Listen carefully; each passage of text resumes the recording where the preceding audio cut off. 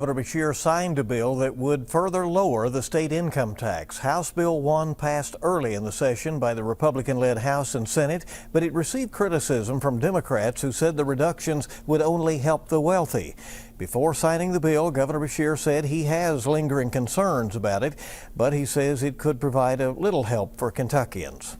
What I'm faced with is a bill that would lower the income tax that has some long-term repercussions for potentially funding state services, but would put at least a couple $100s in the pockets of most Kentuckians at a time when they need it. House Bill 1 will drop the income tax to 4% next year. It is part of state lawmakers' goal to eventually phase out personal income tax completely.